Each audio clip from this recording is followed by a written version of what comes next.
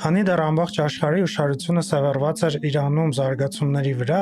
Իսրայելը ակտիվ շարունակում էր ցեղասպանությունը Գազայում։ Նույնիսկ հումանիտար օգնությունը Իսրայելը զենք է դարձրել պաղեստինցիներին սպանելու համար։ Գազայում կան հումանիտար օգնության կետեր, ու այդ կետերը մահացու ծուղակ են, որտեղ Իսրայելը արդեն սպանել է հարյուրավոր մարդկանց։ Երբ մարդիկ գնում են օգնություն ստանալու, Իսրայելը գնդակահարում է կամ այլ ձևերով սպանում է օգնություն ստացողներին։ Վերջին 2 շաբաթվա ընթացքում օգնություն ստանալուց սպանվածների թիվը անցել է 500-ը, ու հենց Իսրայելն է որոշում, թե այդ օգնության կետերը որտեղ պիտի տեղակայվեն։ Օգնությունը բաշխում է Գազա հումանիտար հիմնադրամը, որը ստեղծվել է ԱՄՆ-ի ու Իսրայելի կողմից, երբ վերջինս մի քանի ամիս շարունակ չէր հանում Գազայի բլոկադան։ Օգնությունը տեղ հասցնելու համար այս հիմնադրամը ակտիվ համագործակցում է մասնավոր ընկերությունների հետ ու կառավարվում է Իսրայելի կողմից, չնայած նրան, որ Իսրայելը դա անընդհատ հերքում է։ Կարելի է ասել, որ Գազա հումանիտար հիմնադրամը ինչ-որ ձև մասնակցում է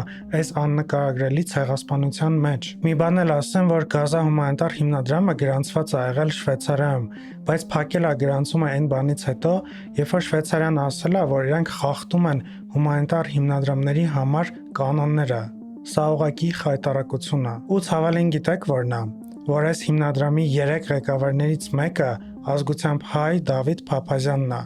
որը մի քանի տարի շարունակ Հայաստանում ղեկավարել է արդեն կոռուպցիոն սկանդալների մեջ թաթախված ԱՆԻՖ-ը։ Իմ համար երբեք ազգությունը այդքան կարևոր չի եղել, բայց իրականում այս այն դեպքն է, երբ որ ես ահավոր ամոթ եմ զգում, որ հայ մարդը այս ամենի մեջ մասնակցություն ունի։ Իմ կարծիքով մենք որպես ցեղասպանություն վերապրած ազգ ոչ միայն չպիտի մասնակցենք այս ամենին, այլ նաև պիտի ակտիվ դիրքորոշում ունենանք ու ամեն ձև թույլ չտանք, որպեսզի ցեղասպանություններ կրկնվեն աշխարհում։ Իսկ Գազայում հիմա մենք տեսնում ենք ցեղասպանություն, ու շատ ցավալի է, որ հայ ազգից ինչ-որ մեկը այդ ամեն ինչի մեջ խառնված է։ Շնորհակալություն նայելու համար, լայքեք, տարածեք, գրեք մեկնաբանություններ ու բաժանորդագրվեք։ Մինչ